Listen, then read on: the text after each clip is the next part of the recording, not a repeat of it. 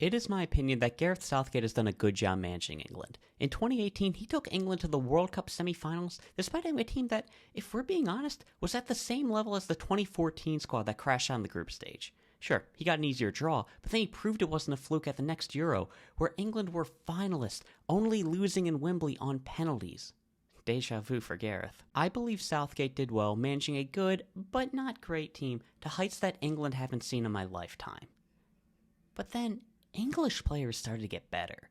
Now Southgate doesn't have midfield options of Jordan Henderson, Jesse Lingard, and an already declining Delhi.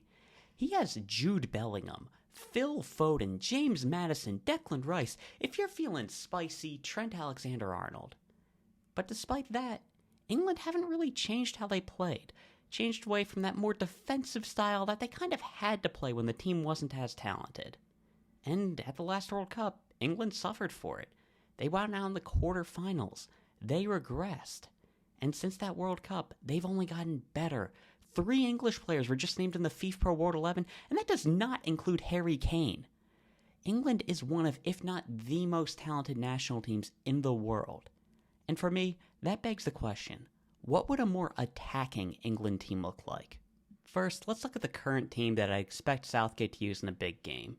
In goal, you have Jordan Pickford. At center back, John Stones and Harry Maguire. Kyle Walker on the right, Luke Shaw on the left. Declan Rice at the 6. Ahead of him, I'd expect to see either Calvin Phillips or Jordan Henderson, one of the two.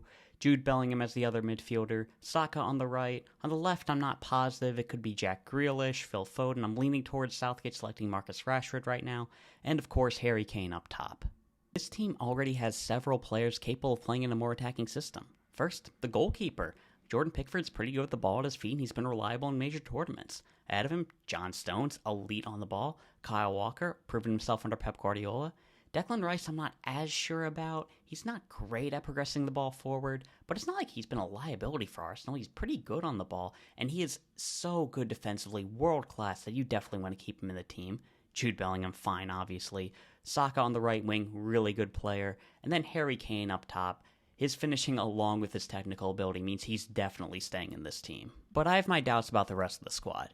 I think the midfield needs to get more technical, so no Calvin Phillips, and with great pleasure I get to say, get out of here, Jordan Henderson. At left back, Luke Shaw is alright, but I don't really trust him, especially in build-up play, so I think we'll come back to left back. Rashford's better on the counter, so I wouldn't want him in a more possession-heavy team, so he'd change up left wing. And Harry Maguire, he works in Gareth Southgate's system, but he's not good enough technically. Oh god, I just kicked out every single United player. If it means anything, I think Paul Scholes is better than Gerrard and Lampard. With those 4 out, we can bring in some of England's most creative players. I'm talking Trent Alexander-Arnold, Phil Foden, and James Maddison. But how would this team look with those 3 inserted? I mean, we already have Kyle Walker in the team, so Trent would have to move to midfield, but we only have 1 midfield spot left, and those are 3 players. I mean, we can move Phil Foden out into the left wing. I like that. I think he works well there, and I really like the idea of bringing Rashford or Grealish on as a super sub. But there are still some problems with this team. One of Trent or Maddison would need to be dropped, and that isn't ideal, but the bigger worry is how this team would look off the ball. Because Maddison and Trent don't offer too much defensively, and I think in order to accommodate them, we need to have Jude Bellingham play in a more reserved fashion. And no, Jude Bellingham is one of the best players in the world right now at Real Madrid because he can get close to the box. This team should be built around getting Jude Bellingham high up the field. So we'd want to have a more defensive midfield partner alongside him to allow Bellingham to operate without worry. But at the same time, this other option in the midfield needs to be somebody who can thrive in a team that dominates the ball, unlike Phillips and unlike Henderson.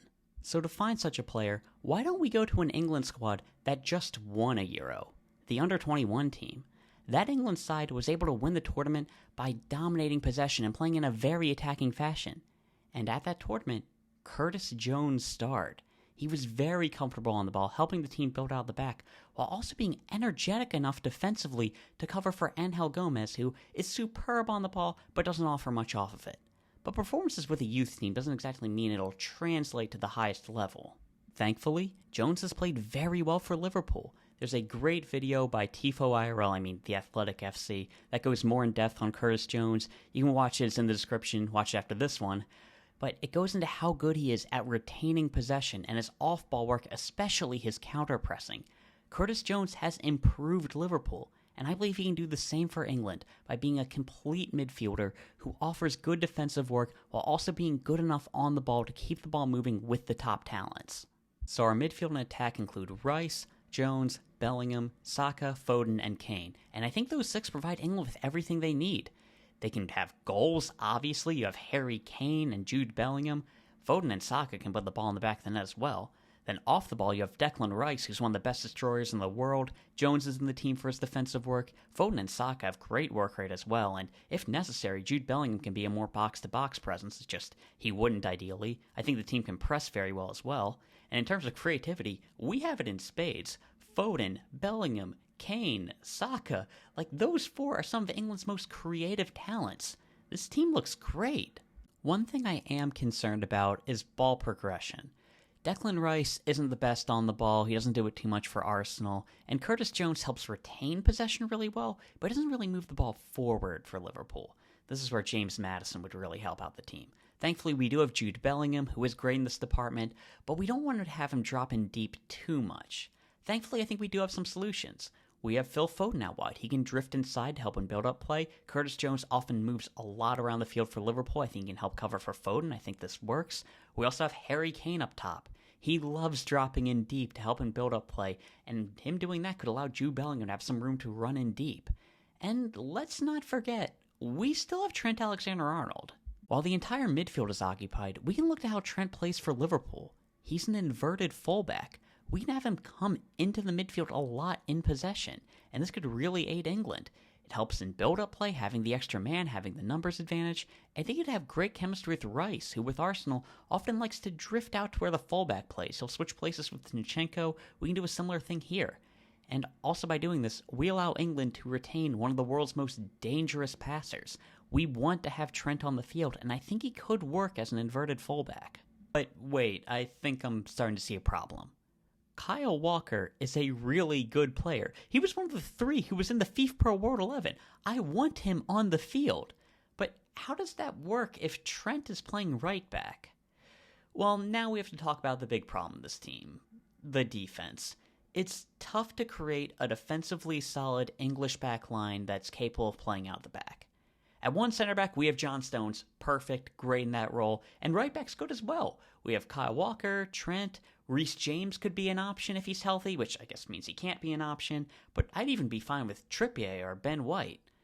But then we have the other 2 spots. First, there's center back, and in the system that I'm going to be playing where building out the back is so important, Harry Maguire probably shouldn't be on the field. So let's look at the other center backs currently in the England team.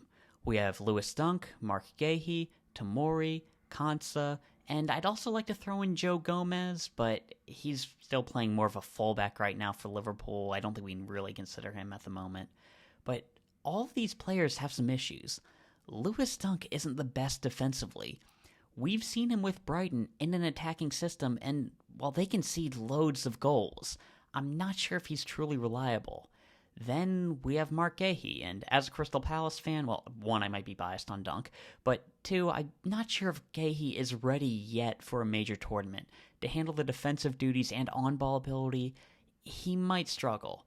Tomori, I think, is ready defensively, but his on-ball ability isn't there, and he hasn't done too well for England in the past. I think of those 4, Konsa is probably the best option. He's shown some good on-ball ability with Aston Villa. His 1v1 defending's strong. I like his athleticism. But if we're just talking about those 3 traits, on-ball ability, athleticism, 1v1 defending, there's Kyle Walker.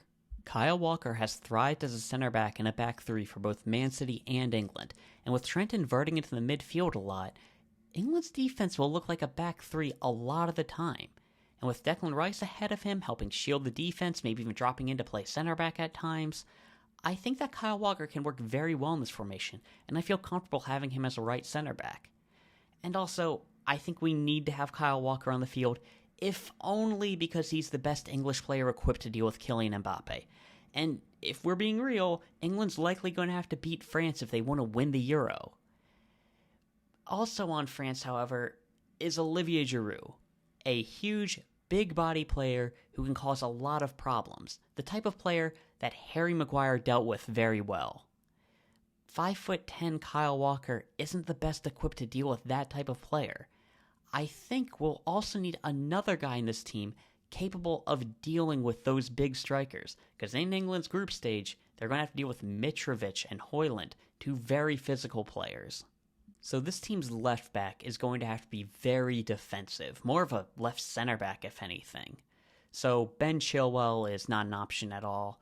Luke Shaw has done well as a left center back in a back three, even a back two, but at 5'11", I don't think he really has the size and physicality that I want, despite being pretty good in the air for his size. So I think he's going to have to be somebody else. Dan Burn would be perfect if he was better on the ball, but I don't think his build-up play is at the level that I want. So who do we have? We can look at the center backs we had earlier, since it's basically going to be a center back. Konsa is still a pretty good option, but he's primarily played on the right, and we want to have a left-footed center back in this option, and Konsa doesn't really have the size that I'd want either.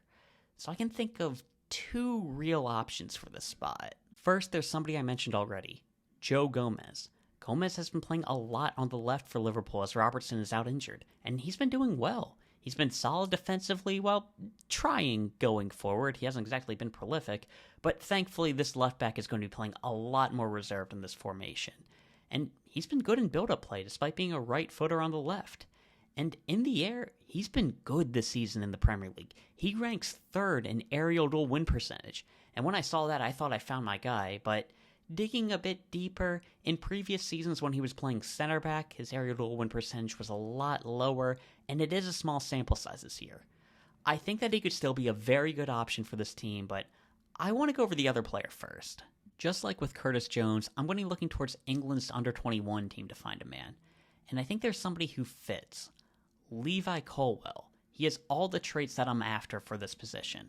For one, he's good in the air. Statistically, he's been solid in the Premier League, and he passes the eye test. I think he's good in this department, and he can deal with physical players. Next, he's very strong defensively. He was really good for England's under-21 team at the Euro, and he's adept on the ball. He's really strong in this department. And to make things better, he's naturally left-footed. In fact, Chelsea have been playing him at left back a lot this season. I think he has all the traits to fit this team.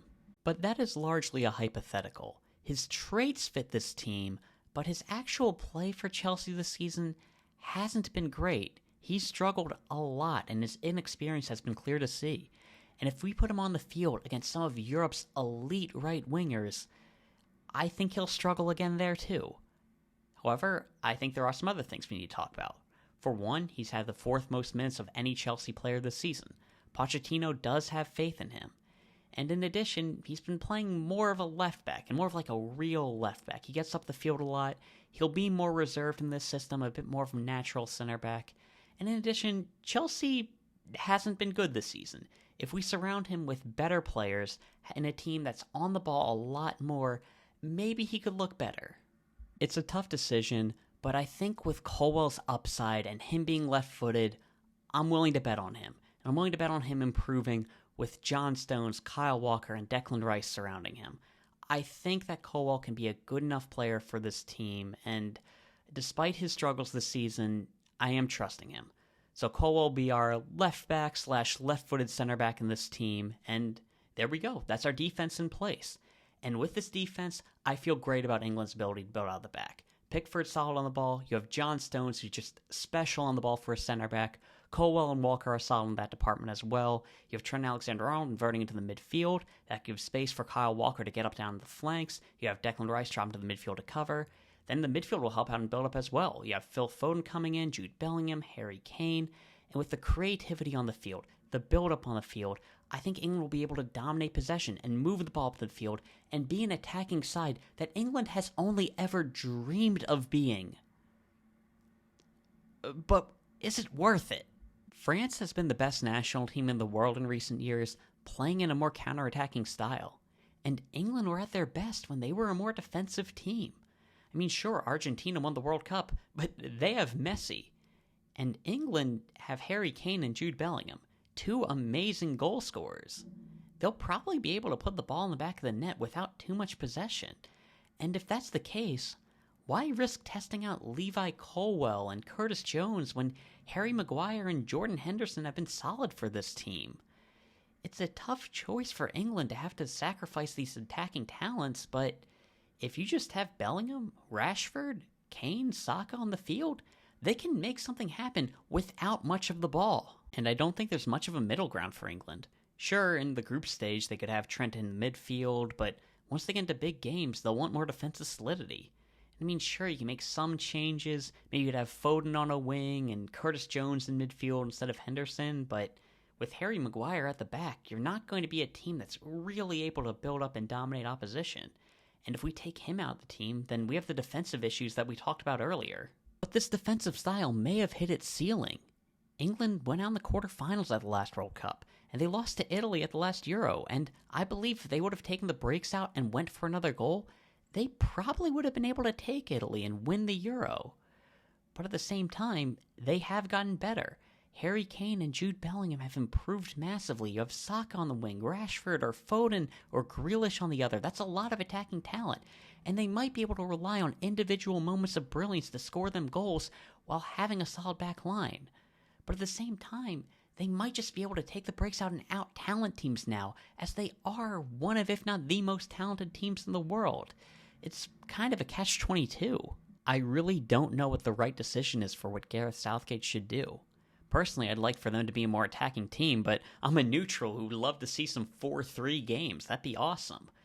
It's a tough decision and not an easy position for Gareth Southgate to be in, but I think now he does have more options, and the more attacking style for England is definitely possible. Anyway, hope I've given you some ideas of how a new England could look, or maybe explain why Gareth Southgate does what he does. If you enjoyed, thank you for watching. Please like and subscribe. See ya.